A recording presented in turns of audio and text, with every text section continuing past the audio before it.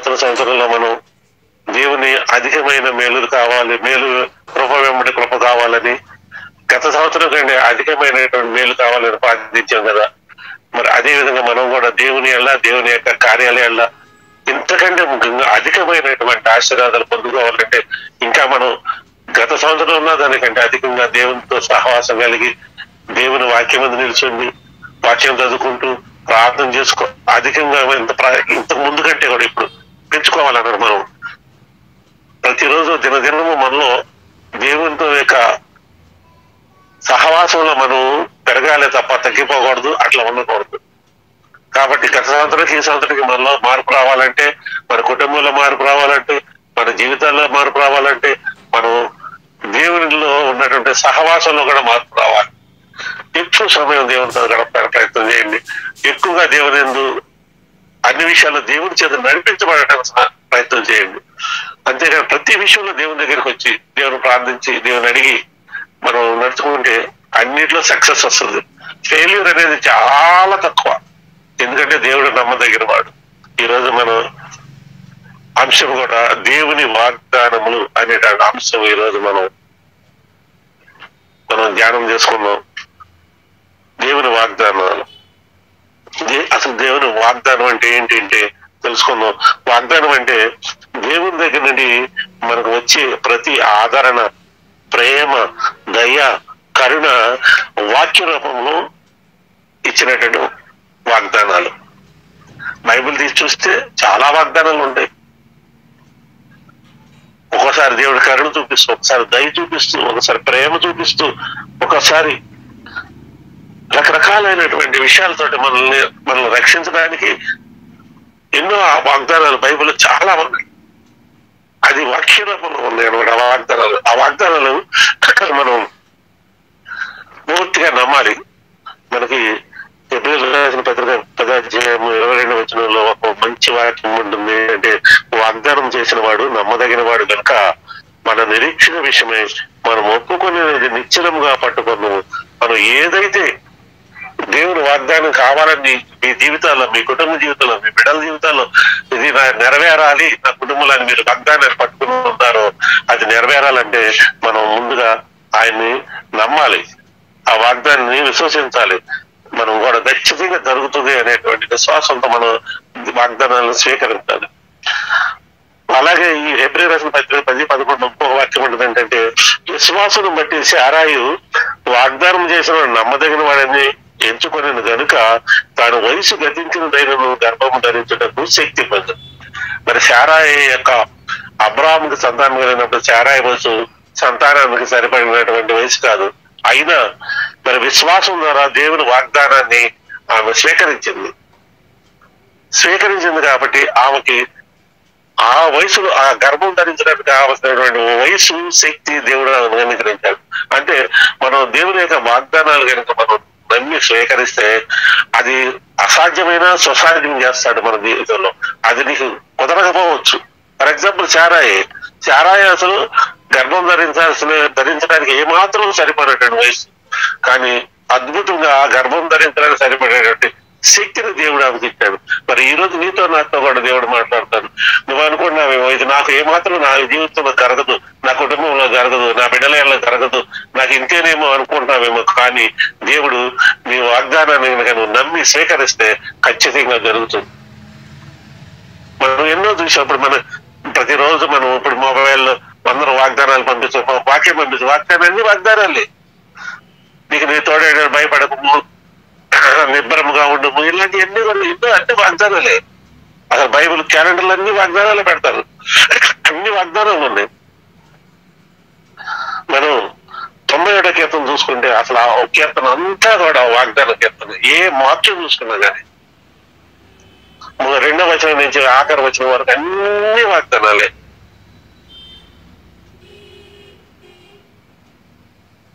ఆయన రెక్కల కింద నీకు ఆశీర్వాదాలు, ఆయన రెక్కలతో నేను చెప్పును.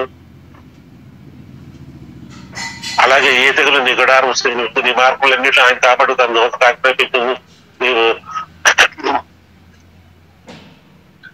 నాలుగు బొమ్మల ప్రభుత్వం దొక్కదు అని ఇలాంటివన్నీ కూడా కీర్తన అంతా చదివితే మీరు అన్ని వాగ్దానాలు, ఈ వాగ్దానాలు అన్ని కూడా దేవుడు మన ఎలా చూస్తే 91వ కీర్తన కనుక మీరు చదివితే అది ప్రతిరోజు నీ యొక్క జీవితంలో ప్రతిరోజు చదవండి ఒక్కసారి మీరు. తర్వాత అది ఈ దాంట్లో ఏదైనా కానీ ఒక్కడైనా మీకు జరగకుండా ఉంటుందా? అన్ని దేవుడు ప్రతిరోజు మీరు చేస్తున్నాడు. ఏ తెగులు రాకుండా కాపాడుతున్నాడు, మార్గంలో అన్నింటిలో కాపాడుతున్నాడు. మరి పక్కన ఏమైంది కుడి పక్కన 10,000 కూడా నీ అపాయం రాకుండా నువ్వు బయటికి వెళ్తే క్షేమంగా తీసుకొస్తున్నాడు. ఇట్లా ఎన్నో ఉన్నాయి. మరి అవన్నీ ప్రతిరోజు మనం ఎలా జరగట్లేదా? ఆ వాగ్దానాలు దేవుడు మనకి ఇవ్వట్లేదా? ఒక్కసారి 90 కీర్తన అయితే అప్పుడు మనం ఏమైనా ప్రార్థన చేయాలో తెలుసా? ప్రభా నేను ప్రతిరోజు ఆ కీర్తన ఇంత ముందు చాలా సార్లు చెప్పాను. 90 కీర్తన నాకు పూర్తిగా కనదు. ప్రతిరోజు నేను నా ప్రార్థనలో 90 కీర్తన దేవుని ప్రార్థనలో చెప్పి, ప్రభా ఈ వాగ్దానాలన్నీ నాకు, నా కుటుంబ సభ్యులు, నా బిడ్డలందరికీ మీరు నెరవేర్చినందుకు, ఆ నెరవేర్పు పొందుకునే ఆశీర్వాదం నాకు ఇచ్చినందుకు మీకు వేలకొల్లు వందనాలు అంటారు. చూడండి, చాలా ప్రతి వాగ్దానం మనకు ప్రతిరోజు నెరవేరుతుంది మన యొక్క వ్యక్తిగత జీవితం చూస్తే. కాబట్టి మనం దేవుని యొక్క వాగ్దానాలు నమ్మదగినవి, దేవుడు నమ్మదగిన వాడు కాబట్టి మనం ఆ వాగ్దానాలన్నీ కూడా మనం పొందుకోవాలి. వాగ్దానాలట మరి ఎంతో గొప్పవి, శ్రేష్టమైనవి. అసలు అంటే మంచి అని అంటలా, శ్రేష్టమైన ఏంటంటే అతి మంచివి అనమాట. శ్రేష్టమైన ఏంటంటే ఉన్న వాటిలో ది బెస్ట్ అనమాట. ఇంకా దానికంటే బెస్ట్ ఉండదు అనమాట. అది ఎంతో గొప్పదండ. హైయెస్ట్ మోస్ట్ హై, గొప్పది. వాగ్దానాలకి ఉన్నటువంటి ఆ క్యారెక్టర్ ఏంటంటే దేవుని యొక్క వాగ్దానం ఎంతో గొప్పది. దానికంటే దేవుని యొక్క వాగ్దానం ఏదైనా తీసుకోండి, ఇంక దానికంటే గొప్పది లేదు. ఇక అలాగే శ్రేష్టమైనది, చక్కనిది, ఏ మచ్చ లేనిది అది దేవుని వాగ్దానాలు. దేవుని వాగ్దానాలు మామూలు వాగ్దానాలు కాదండి. అవి ఖచ్చితంగా నెరవేరుతాయి. లోకము గతించిపోతుందేమో కానీ, పర్వతాలు దత్తరెళ్ళిపోతాయేమో కానీ, ఎన్ని కూడా చేసినా కానీ దేవుని యొక్క వాగ్దానం మాత్రం నెరవేర్చకుండా మాత్రం ఉండదు అనేది మనం గుర్తుపెట్టుకోవాలి. అయితే ఈ వాగ్దానాలు ఎన్ని ఉన్నాయి కదా మనం తెలుసుకున్నాము. వాగ్దానాలు ఉన్నాయి, బైబిల్ అన్ని తెలుసు. కానీ ప్రతి ఒక్కరికి వాగ్దానం కావాలని కోరిక అయితే ఉండొచ్చు, కానీ ఆ వాగ్దానం అందరికీ కాదంట. అది కూడా గమనించండి. అది ఎవరికట? దేవుని చేత ప్రేమించబడే వాళ్ళకి, మరి ఆయన సంరక్షణ కింద, ఆయన వాక్యం కింద నిలబడే వాళ్ళకి, అలాగే ఆయన చిత్తానుసారంగా జీవించే వాళ్ళకి. అంటే మనం దేవుని చేత నడిపింపబడుతూ దేవుని చిత్తానుసారంగా జీవించే వాళ్ళకే ఈ వాగ్దానాలు వర్తిస్తాయంట. ఇప్పుడు మనం ఒకసారి ఆలోచించుకోవాల్సింది ఏంటంటే, మనం దేవుని చిత్తానుసారంగా నడుస్తున్నామా? దేవునికి ఇష్టడుగా ఉంటున్నామా? అసలు దేవుని సంరక్షణలో మనం ఉన్నామా? అంటే దేవుని యొక్క సంరక్షణలో ఉన్నామా, అపవాది సంరక్షణలో ఉన్నామా అనేది ఇప్పుడు మనం ప్రశ్న వేసుకోవాలి. మనకి ఎవరికి వాళ్ళే, ఎవరి ఆధీనంలో ఉన్నాము, ఎవరి కంచెలో మనం ఉన్నాము, ఎవరి సంరక్షణలో ఉన్నాము, ఎవరి వలయంలో మనం ఉన్నాం. దేవుని సంరక్షణలో ఉండాలట. దేవుని వాగ్దానాలు బైబిల్లో ఉన్నాయండి, చాలా మంది తీస్తే చూస్తాం. 90 క్రితం చాలా బాగుంది, కానీ ఇక్కడ వాడు గుర్తుపెట్టుకోండి, మనం చూస్తాం కదా చాలా చోట్ల చిన్న అక్షరాలతో ఎక్కడ చూసినా కానీ. ఇప్పుడు మొబైల్లో కూడా ఏదైనా ఒక యాప్ డౌన్లోడ్ చేసుకున్నంటే వాడు వెంటనే టర్మ్స్ అండ్ కండిషన్స్ అని పెడతాడు. ఐ అగ్రి అని పెడితేనే అది ఆ యొక్క యాప్ పనిచేస్తుంది, అది పనిచేయదు. అలాగే కొన్ని చోట్ల చిన్న అక్షరాలతోటి షరతులు వర్తిస్తాయి, అది ఇదని ఉంటాయి. ఇక్కడ కూడా షరతులు వర్తిస్తాయంట. వాగ్దానాలు కావాలంటే నువ్వు దేవుని చిత్తానుసారంగా దేవుని సంరక్షణలో ఉండాలట. ఆయన చేత ప్రేమించబడాలట. దేవుని చేత ప్రేమించబడాలి, దేవుని సంరక్షణలో ఉండాలి, ఆయన వాక్యం మీద నిలిచి ఉండాలి. అంటే ఆయన చిత్తానుసారంగా జీవించాలి. అంతేగాని మన ఇష్టం వచ్చినట్లు జీవించి వాక్యానికి లోపడకుండా, అలాగే దేవుని చిత్తానుసారంగా నడవకుండా, మనకు కష్టాలు ఆపదలు వచ్చినప్పుడు మాత్రం దేవుని దగ్గర పరిగెత్తుకొచ్చి, ప్రభా నువ్వు పలానా వాగ్దానం ఇచ్చావు కదా బైబిల్లో, అది నాకు నెరవేర్చు ప్రభా, నా ఎడల, నా కుటుంబం ఎడల, నా బిడ్డల ఎడల అంటే అది ఎంత మాత్రము కాదు కాదు కాదు. అది చాలా మంది తెలుసుకోకుండా వాళ్ళు ఇష్టం వచ్చినట్టు జీవితాలు జీవించి, ఇష్టం వచ్చినట్టుగా దేవుని ఎడల భయభక్తులు లేకుండా, వినయ విధేయతలు లేకుండా, దేవుని వాక్యానికి కట్టడాలకి లోబడకుండా, ఆయన చిత్తానుసారంగా జీవించకుండా, ఆయన సంకల్పం చొప్పున జీవితంలో ఏది చేయకోకుండా, కష్టాలు నష్టాలు వచ్చినప్పుడు దేవుడు గుర్తొచ్చి వెంటనే బైబిల్ వాగ్దానం చేసేసి, ఈ వాగ్దానం ఉంది కదా, అది వాగ్దానం నేను పొందుకున్నాను బాబా, ఆ వాగ్దానం నాకు కావాలి బాబా, నాకు నెరవేర్చు బాబా అని ఎన్ని కన్నీళ్లు విడిచినా దేవుడు అంటున్నాడు, నేను వారి ప్రార్థన ఆలకించను, వారి మొర వినను అని అంటున్నాడు. దేవుడు చాలా కరుణామయుడు కాబట్టి యేసుప్రభు వారి ద్వారా మనం చాలా పొందుకుంటున్నాం. కానీ ఇంతకు ముందు అయితే అసలు ఆ ప్రార్థన కనీసం వినేవాడు కాదు. కాబట్టి మనం దేవుని వాగ్దానాలు ఉన్నాయి, కానీ ఆ వాగ్దానాలు పొందుకోవాలంటే మనం ఖచ్చితంగా మరి దేవునికి ఇష్టానుసారంగా జీవించాలి, దేవుని సంరక్షణలో ఉండాలి, అలాగే ఆయన వాక్యం ముందు నిలుచుండాలి. ఈ 3 విషయాలు మనం కనిపెట్టుకోకపోతే మాత్రం నేను వాగ్దానాలన్నీ పొందుకుంటున్నాను, వాక్యం బైబిల్లో ఉన్నాయండి, మరి నాకెందుకు, నా కుటుంబంలో ఎందుకు, నా బిడ్డలు ఎందుకు, నా వ్యక్తిగత జీవితంలో ఎందుకు వాగ్దానం నెరవేరట్లేదంటే అది వాగ్దానం తప్పు కాదు, వాగ్దానం ఇచ్చిన వాళ్ళు కాదు, వాగ్దానాన్ని పొందుకునే అర్హత మనకు లేకపోవడం. కాబట్టి ఆ అర్హత ఎక్కడ ఏ ప్రాబ్లం వచ్చింది అని మనం చూసుకోవాలి. ఒక్కసారి మనం బయటకు వెళ్తాము, ఏదైనా ఫోన్ పేలో అవి చేస్తాం, ఒక్కసారి ఎక్కడ మొబైల్ నెట్ ఆఫ్ లో ఉంటుంది, అప్పుడు ఫోన్ పే చేస్తుంటే గబాలు ఫోన్ పేలు కానీ ఏదైనా జరగదు, వెంటనే అవ్వదు. అప్పుడు వెంటనే ఏం చేస్తాం మనం, నెట్ ఆన్ ఉందో లేదో చూసుకుని నెట్ ఆన్ చేయగానే వచ్చేస్తాయండి. అట్లాగే ఇది కూడా నీకు దేవుని సంరక్షణలో ఉండకుండా, దేవునికి ఇష్టానుసారంగా ఉండకుండా, దేవుని వాక్యం మీద నిలిచి ఉండకుండా మరి మనకి ఇవన్నీ రావాలంటే రావు. ఎప్పుడైతే దేవుని దగ్గరికి వస్తావో వాగ్దానాలన్నీ నీలో నెరవేరుతాయి. అది ప్రాథమికంగా మనం తెలుసుకుని మనం ముందుకెళ్తే ఖచ్చితంగా దేవుని వాగ్దానాలు మనం పొందుకుంటాం. అయితే మరి దేవుని వాగ్దానాలు నెరవేర్చాలి, నా కుటుంబం నెరవేరబడాలంటే మరి నేనేం చేయాలి చెప్పండి అని అంటే నేను చెప్తాను. ఇప్పుడు మొట్టమొదటిగా మరి దేవుని దగ్గర మనం సహనంతో జీవించాలట. అంటే దేవుని యొక్క ప్రణాళికను సహనంతో కనిపెట్టుకుని ఉండాలి. ఈ రోజున మనం దేవుని దగ్గరికి వచ్చేసి నేను ఒక వాగ్దానం పొందుకున్నాను, దేవుని వాగ్దానం కావాలని అనుకుంటే కాదు, ఆ వాగ్దానం వచ్చే వరకు నీలో నిరీక్షణ, సహనం ఉండాలి. మన ఫిలిప్పీయులకు రాసిన పత్రిక 4:5 ఉంటుంది, నీ సహనము సకల జనులకు తెలియనివ్వండి అన్నాడు. అసలు మనం ఎంత సహనం ఉంటున్నామో మనకి చూసే వాళ్ళకి అబ్బాయి ఎంత సహనంగా ఉంటాడు, ఎంత అసలు ప్రశాంతంగా ఉంటాడు, ఎక్కడ అల్లా చేయకుండా పాపడుకోకుండా ఉంటాడు అన్నట్లుగా మనం చూడగానే మనలో సహనం ఉందని తెలుసుకోవాలి. మనందరికి తెలుసు మరి ఏబు గారు సహనంతో ఎంతో గొప్ప సహనంతో ఏం చేశాడు, ఆయన పౌరులు పోగొట్టుకున్న ఎన్ని కూడా రెండింతలు పొందుకున్నాడు. ఎవరెన్ని ఒత్తిడి పెట్టినా ఆఖరికి భార్య కూడా చచ్చిపోవాలని చెప్పినా కానీ ఆయన సొంత భార్య కూడా విసర్జించిన వద్దనుకున్న స్నేహితులు ఎంతగా వ్యతిరేకంగా మాట్లాడినా కానీ ఆయన సహనాన్ని కోల్పోలేదు, దేవుని యందు భయభక్తులు కోల్పోలేదు.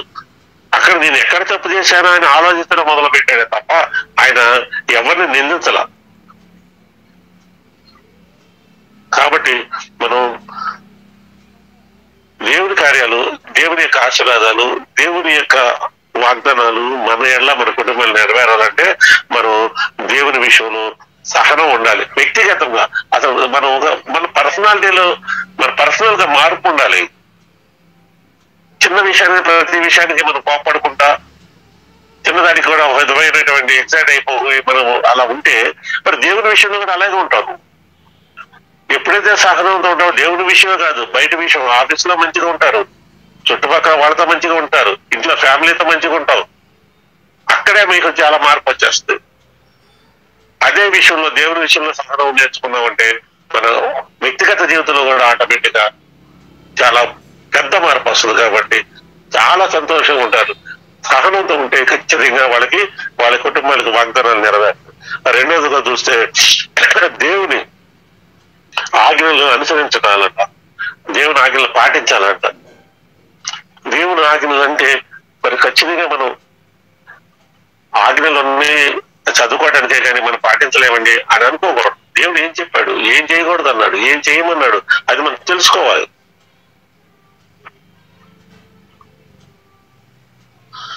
ఒకసారి చూస్తే మనం ద్వితీయోపదేశకాండము 28వ అధ్యాయం 9వ వచనం చూద్దామండి. ద్వితీయోపదేశకాండం 28వ అధ్యాయం 9వ వచనం చూస్తే, నీవు నీ దేవుడైన యెహోవా ఆజ్ఞలను అనుసరించి ఆయన మార్గంలో నడుచుకున్న యెహోవా నీకు ప్రమాణం చేసి ఉన్నట్లు ఆయన తనకు ప్రతిష్ఠ జనంగా నిన్ను స్థాపించును.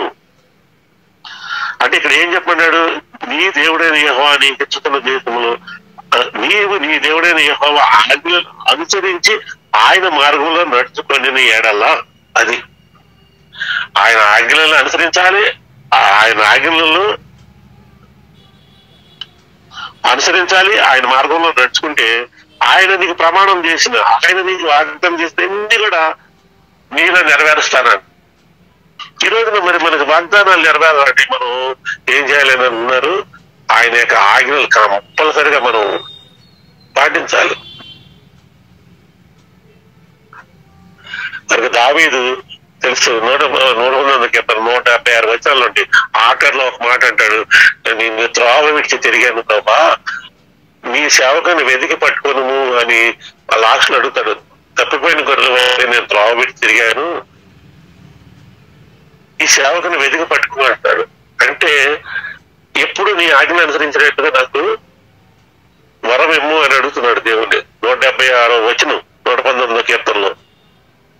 అంటే నీ ఆజ్ఞలను నేను మరొకకుండా ఉండాలి ప్రభా అంటున్నాడు. నేను ఆజ్ఞలు మర్చిపోకూడదు. నీ ఆజ్ఞలు మర్చిపోయి నేను త్రోవ తప్పి గొర్రె తిరిగాను, త్రోవ తప్పి గొర్రె తిరిగాను అంటే నా ఇష్టానుసారంగా నీ ఆజ్ఞలు మర్చిపోయాను కాబట్టి నన్ను త్రోవ విడిచి తిరిగాను కాబట్టి నీ సేవకుని వెతికి పట్టుకో ప్రభా అని ప్రతిపాడుకుంటాడు. మరలా నన్ను నీ యొక్క సన్నిధిలో, మరలా నీ సంరక్షణలో, మరలా నీ ప్రేమలోకి నన్ను తీసుకో ప్రభా అని.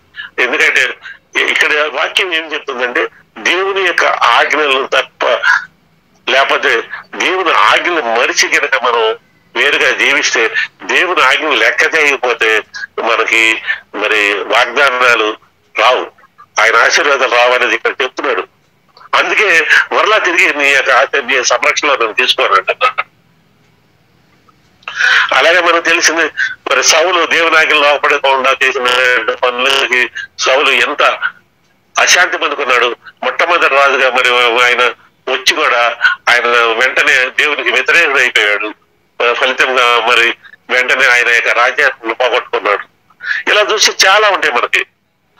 దేవుని ఆజ్ఞలో లోపడకుండా ఉంటే వాళ్ళ యొక్క వ్యక్తిగత జీవితంలో కానీ, అలాగే కుటుంబ జీవితంలో కానీ వాళ్ళకి శాంతి సమాధానం ఉండదు, దేవుని వాగ్దానాలు నెరవేరవు, వారికి ఇబ్బందులే కలుగుతాయి. కాబట్టి మనం మరి దేవుని వాగ్దానాలు మన కుటుంబంలో ఎలా, మన బిడ్డలు ఎలా జరగాలంటే మనము ఖచ్చితంగా దేవుని ఆజ్ఞకు లోబడాలి, దేవుని ఆజ్ఞలు పాటించాలి. మూడోదిగా చూస్తే మనం దేవుని యొక్క ప్రతి విషయంలో దేవుణ్ణి సన్నిహించకుండా ఏమాత్రం అవిశ్వాసం లేకుండా నమ్మాలి దేవుణ్ణి. ఇది అవుతుందా అవదా, అవునా కాదా, ఇలాంటివన్నీ కూడా మనం ఉండకూడదు. ఖచ్చితంగా అవుతుంది అని అవునంతగానే అనుకోవాలి తప్ప పూర్తి విశ్వాసంతో ఉండాలి మనం. మరి ఒక చక్కని ఎగ్జాంపుల్ విశ్వాసం అంటే మనకు చాలా తెలుసు, అబ్రహాం గారు. ఇంకొకటి నోవాహును వాడ కట్టుకున్నప్పుడు ఇట్లా వాడు కడతా ఉంటే అందరూ చూసే నవ్వి ఎగతాళి చేశారట. అసలు వర్షం రావటం ఏంటి, ఇది రావటం ఏంటి, మునిగిపోవటం ఏంటి అని. ఎందుకంటే అంతకుముందు ఎప్పుడు కూడా ఎవరు వర్షం అనేది చూడలా. నోవాహు గారు తెలియదు, కానీ ఆయన ఏం చేశాడు? కేవలం దేవుని యొక్క ఆజ్ఞను నమ్మాడు, సందేహించకుండా మరి దేవుని యొక్క చిత్త ప్రకారము ఆయన చెప్పింది చెప్పినట్టు చేశాడు. అది నోవాహు యొక్క మరి నమ్మకం. అలాంటి నమ్మకం మనం కలిగి ఉండాలి. మత్తయి సువార్త 28:17 ఒకసారి చూస్తే మరి దేవుని శిష్యులు కొంతమంది యేసు ప్రభువు చనిపోయిన తర్వాత ఆయన తిరిగి లేచాడని చెప్పిన తర్వాత అందరు శిష్యులు వెళ్ళారట ఆయన తోటలకి. ఈయన కనపడ్డాడు వాళ్ళందరికీ. తర్వాత మత్తయి సువార్త 28:16 చెప్తున్నాను. మత్తయి సువార్త 28:16 11 మంది శిష్యులు యేసు తమకు నిర్ణయించిన గలిలయ కొండకు వెళ్ళిరి. వారు ఆయన చూచి ఆయన మొక్కిరి, కానీ కొందరు సందేహించది. చూడండి, అంత శిష్యులు మరి ఆయన యొక్క అధికారాలు కానీ, ఆయన అద్భుత కార్యాలు కానీ, ఆశ్చర్య కార్యాలు కానీ, స్వస్థత కార్యాలు కానీ, ఆయన చేసినటువంటి అద్భుతాలు కానీ ఎన్నో చూశారు దగ్గరుండి. కానీ ఆయన చనిపోయి లేచాడు, మళ్ళీ కనిపిస్తున్నాడు అన్నది అందరూ వెళ్ళారంట, కానీ కొంత మాత్రం సందేహించారంట. ఈ మానవ జీవితంలో ఎంత మనం కూడా ఒక నిజమైన క్రైస్తవులుగా ఉండి కూడా ఎన్నో అద్భుతాలు పొందుకుంటాం, దేవుని దగ్గర నుంచి ఎన్నో ఆశీర్వాదాలు పొందుకుంటాం, ఎన్నో సాక్ష్యాలు చెప్తాం, కానీ ఎక్కడా సందేహిస్తాం. దేవుడు ఎలా అది చేశాడండి, ఇది చేశాడని సాక్ష్యాలు చెప్తారు, కానీ కొన్ని సందర్భాలు వచ్చే మాత్రం అవిశ్వాసం మన సందేహించినట్టుగా చేస్తుంది. అలాంటి సందేహం అనేది మనలో ఉండకూడదు అంటున్నాడు దేవుడు. అలాంటి ఉన్న వాళ్ళకి ఏమవుతుందంటే దేవుని యొక్క వాగ్దానాలు నెరవేరవు అని. ఇది 3వ విషయం అనమాట. ఎందుకంటే మనం ఎక్కడ కూడా మనం అవిశ్వాసము, అల్ప విశ్వాసం కూడా ఉండదు. పేతురు తెలుసు కదా మనకి, ఆయన అల్ప విశ్వాసి ఎందుకు సందేహపడుతున్నావు అని యేసు ప్రభువు అంటాడు. ఎప్పుడైతే మునిగిపోతున్నాడో దేవుని వైపు చూడకుండా మరి చుట్టుపక్కల ఉన్నటువంటి పరిస్థితుల వైపు చూశాడు, ఆయన మునిగిపడడం మొదలు పెట్టాడు. ప్రభా నన్ను రక్షించి అన్నాడు. అప్పుడు యేసు ప్రభువు అన్న మాట ఏంటి? అల్ప విశ్వాసి ఎందుకు సందేహపడితే అన్నారు. అంటే ఆ సందేహం అనేది, అపనమ్మకం అనేది ఇక్కడ పేతురు గారి విషయంలో చూస్తే మనకు కూడా ఈ రోజున బాగా వర్తిస్తుంది. మనం కూడా దేవుడితో ఉంటూ ఎక్కడన్నా ఈ మన చుట్టుపక్కల ఉన్నటువంటి పరిస్థితుల వైపు చూసి అవునా ఇది కాదండి కదా, ఇది అవునా, మరి వాక్యం ఇలా చెప్తుందండి అని ఎక్కడన్నా అవిశ్వాసానికి లోపడ్డా ఉంటే మనం ఇక్కడ ఇట్లాగే అవుతుంది అనమాట. మనం అల్ప విశ్వాసం అయిపోతాము, మునిగిపోతాము. అప్పటి వరకు దేవుడితో ఉంటే మంచిగా దేవుని చేత నడిపించబడుతున్నాము, అన్ని ఆశీర్వాదాలు పొందుకోవడం, కుటుంబం తక్కువ, ఏదైనా సమస్య వచ్చినప్పుడు వెంటనే మనం మన యొక్క విశ్వాసాన్ని కోల్పోయామనుకోండి, ఆ సమయంలో ఇంకా విశ్వాసంలో ఎక్కువగా ఉండి దేవుని మీద ఎక్కువ ఆధారపడాలి తప్ప నాకెందుకు వచ్చింది శ్రమ, నాకే ఎందుకు వచ్చింది, ఎవరికి రాలేదు, నాకే ఎందుకు వచ్చింది అనారోగ్యం, నాకే ఎందుకు వచ్చింది ఆర్థిక సమస్య, నాకే ఎందుకు వచ్చింది ఉద్యోగంలో ఇబ్బంది, నాకే ఎందుకు వచ్చింది ఈ ఫ్యామిలీల బాధలు అని మనం అనుకున్నామా? అది దేవుని ప్రణాళిక దానిలో ఏదో ఉంటుంది కాబట్టి అనుకోవాలి, దేవుణ్ణి అడగాలి తప్ప మనం ఎక్కడన్నా సరే దేవుని మీద కనుక అవిశ్వాసాన్ని కానీ అల్పవిశ్వాసాన్ని కానీ మనం ఏమాత్రం మన హృదయంలో చోటు వచ్చిందంటే ఖచ్చితంగా మనం దేవుని సందేహించిన వాళ్ళు అవుతాం. అప్పుడు మనం ఆయన వాగ్దానం మన ఎలా నెరవేరాలి, ఆయన వాగ్దానం నెరవేరాలని ఎప్పుడు కూడా మనం సందేహం లేకుండా ఆయన వాక్యాన్ని, ఆయన యొక్క ఉపమానాలు, సందేశాన్ని మనం పూర్తిగా నమ్మాలి. 4వదిగా మనం దేవుణ్ణి ప్రేమించాలి. మనకు తెలుసు కదా, దేవుని ఆయన ప్రేమించే వారికి సమస్తము సమకూడ జరుగుతాయని. అట్లాగే తను ప్రేమించే వారికి జీవ కిరీటం అనేది వాగ్దానం చేశాడు దేవుడు. చూద్దాం, యాకోబు పత్రిక 1వ అధ్యాయము 12వ వచనంలో యాకోబు పత్రికలో జీవ కిరీటం ఇస్తానని వాగ్దానం చేస్తున్నాడు.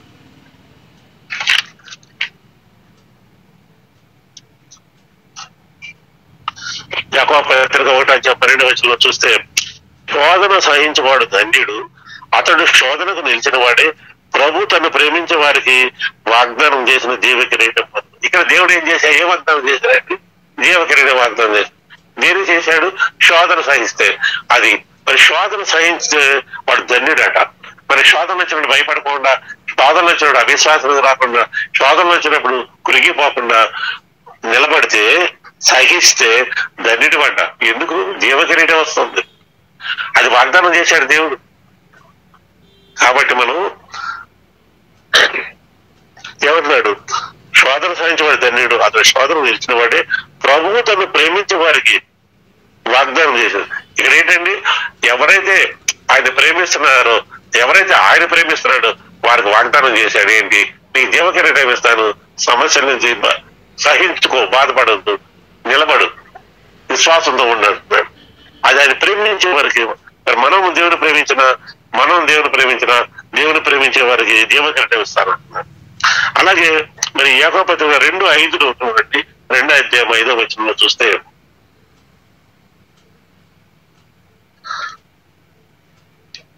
నా ప్రియ సహోదరులారా ఆలోచించండి, ఈ లోక విషయంలో దరిద్రుల వారిని విశ్వాసమందు భాగ్యవంతులుగాను తన్ను ప్రేమించే వారికి తాను వాగ్దానం చేసే రాజ్యములకు వారసులుగాను ఉన్నట్టుకు దేవుడు ఏర్పడటం లేదా? చూసారా, ఆయన ప్రేమించే వారికి ఆయన వాగ్దానం చేశాడండి. ఏ వాగ్దానం చేశాడండి? ఆయన రాజ్యానికి వారసులుగా ఉండేట్టుకు వాగ్దానం చేశాడంట. దేవుని రాజ్యానికి మనం వారసులుగా చేసుకున్నాం, మన సభ్యతను ఇస్తున్నాడు. ఎవరికి ఇస్తున్నాడండి? ఆయన ప్రేమించే వారికి. ఆయన ప్రేమించే వారిని అంటే మనం దేవుణ్ణి ప్రేమించాలి, ఎప్పుడు కూడా ఆయన ప్రేమలో నిలిచి ఉండాలి. అప్పుడు ఏం చేస్తున్నాడంట చూడండి, తన్ను ప్రేమించే వారికి తాను వాగ్దానం చేసిన రాజ్యం. ఇక్కడ కూడా వాగ్దానమే. దేవుని వాగ్దానం ఏం చెప్తుంది? రాజ్యములకు వారసులుగా ఉండేటప్పుడు దేవుడు ఏర్పరచుకోలేదా? ఆయన రాజ్యానికే మనం వారసులు చేస్తాం, ఇంకేం కావాలి మనకు చెప్పండి? అంటే ఆయన ప్రేమిస్తే ఆయన రాజ్యానికి వారసులు చేస్తారు. అలాగే ఆఖరిగా మనం ఒక విషయం చెప్పి ముగిస్తాను. అదే మరి యోహాను సువార్త 1వ అధ్యాయము,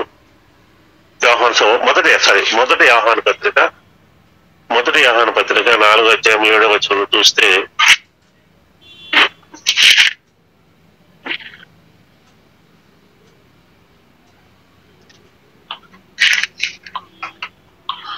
మొదటి యోహాను పత్రిక 4వ అధ్యాయం 7వ వచనంలో, ప్రియులారా మనం ఒకరినొకరు ప్రేమించము, ఎలాగా ప్రేమ దేవుని మూలంగా కలుగుతున్నది. ప్రేమించి ప్రతివాడును దేవుని మూలంగా పుట్టినవాడే దేవుని ఎరుగును. దేవుడు ప్రేమ స్వరూపి, ప్రేమ లేనివాడు దేవుని ఎరుగును. అంటే మనం దేవుని తెలుసుకోవాలన్నా, మనం దేవుని చేత ప్రేమించబడాలన్నా మనం దేవుని ప్రేమించాలి. ఎందుకంటే దేవుడు ప్రేమ స్వరూపి. అసలు దేవుని మనం తెలుసుకోవాలంటే ముందు ప్రేమించాలన్న. కాబట్టి మనలో ఉండాల్సింది ఏంటంటే, ప్రేమించి ప్రతివాడు దేవుని మూలంగా పెట్టాడని అన్నాడు. కాబట్టి మనం ఖచ్చితంగా మరి దేవుని పిల్లల మూలైతే మరి నిజంగా మనం దేవుని తెలుసుకోవాలంటే ఖచ్చితంగా మనం దేవుని ప్రేమించాం. ప్రేమ లేని వాడు దేవుని ఎరగడు. అసలు నీలో ప్రేమ లేదు, దేవుడే తెలియదు. దేవుడు అంటే ఎవరో నీకు తెలియదు, అసలు నీకు అర్థం కాదనమాట. అంటే ఇక దేవుడు ఏం చెప్తున్నాడంటే, మన వాక్యం ఏం చెప్తుందంటే, మనకి దేవుణ్ణి ప్రేమించాలి, ఖచ్చితంగా ప్రేమ అనేది మనలో ఉండాలి అని చెప్తున్నారు. కాబట్టి ఈ 4 విషయాలు మనం జాగ్రత్తగా చూసుకుంటే అప్పుడు మన వాగ్దానాలు మన కుటుంబంలో మన బిడ్డల మధ్యలో నెరవేరుతాయనేది మనం తెలుసుకున్నాం. మొట్టమొదటిగా దేవుని వాగ్దానాలు మన కుటుంబంలో మన మధ్యలో మన వ్యక్తిగతంగా నెరవేరాలంటే సహనంతో కనిపెట్టుకోవాలి. జీవితంలో సహనం ఉండాలి. దేవుడు ఎప్పుడిస్తాడా నాకు ఆయన చేసిన వాగ్దానం అని. మరి అబ్రహాం గారు వాగ్దానం చేసినటువంటి ఈ సూర్యుడు అంతా సంతానం నీకు ఇస్తాను, నక్షత్రాలంతా సంతానం నీకు ఇస్తానని చెప్పిన 25 సంవత్సరాలు కానీ ఇస్సాకు పుట్టాడట. ఎంతగా నిరీక్షణ ఉన్నాడండి. కాబట్టి మనం అది సహనంతో కనిపెట్టుకోవాలి ఆయన వాగ్దానం నెరవేరడానికి. రెండవదిగా దేవుని యొక్క ఆజ్ఞలు కంపల్సరిగా మనం పాటించాలి.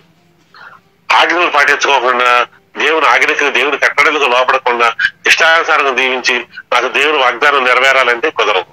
మూడవదిగా సందేహించకుండా నమ్మకంగా దేవుని విషయాల్లో, దేవుని వాక్య విషయంలో మనం గనక వాక్యాన్ని చదువుకుని వాక్యాన్ని విని వాక్యానుసారంగా సందేహించకుండా మనం గనక మన వ్యక్తిగత జీవితంలో నడుచుకుంటే ఖచ్చితంగా దేవుడు మన వాగ్దానాలు మనం నెరవేరుస్తారు.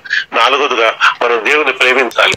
దేవుని వాగ్దానాలు మన నెరవేరాలంటే దేవుని ప్రేమించాలి. ఎందుకంటే దేవుడు ప్రేమ స్వరూపి కాబట్టి. ప్రేమ నీలో ఉండదు, నీలో అన్ని ద్వేషాలే ఉంటాయి, అన్ని కోపాలే ఉంటాయి.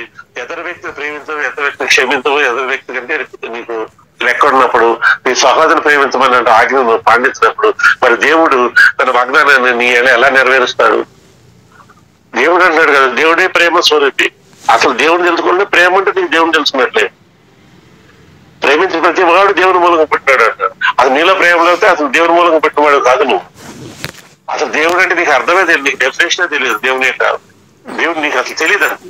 అలాంటప్పుడు దేవుని దగ్గర నుంచి నువ్వు వాగ్దానాలు ఎలా నెరవేరాలని ఆశిస్తావు. కాబట్టి విన్న ఈ 4 విషయాలు మనం జాగ్రత్తగా మనం హృదయంలో పెట్టుకుని ఈ రోజు నుంచి మనం ప్రతి వాగ్దానం బైబిల్ ఏదైతే ఉందో అవన్నీ మన కుటుంబం జరగాలి అని ఒక వాగ్దానం చేసుకున్న ప్రభా నేను ఈ వాగ్దానం నా ఏడ జరగాలని నేను కోరుకుంటానని ప్రార్థన చేసుకున్నప్పుడు ఈ 4 విషయాల్లో మనం సరైన పద్ధతిలో ఉన్నామా లేదా తెలుసుకుంటే ఖచ్చితంగా ఆ వాగ్దానం మీ ఏడల మీ కుటుంబం ఏడల ఈ నూతన సంవత్సరంలో దేవుడు చేస్తానని వాగ్దానం చేస్తున్నాడు. కాబట్టి మనం అలాంటి వాగ్దానాలు సంవత్సరం అంతా పొందుకుందాము. దేవుని యొక్క సంరక్షణలో నిలిచి ఉన్నాము. దేవుడి వాక్యం దీవించి మనందరినీ ఆశ్రయించును కాదు.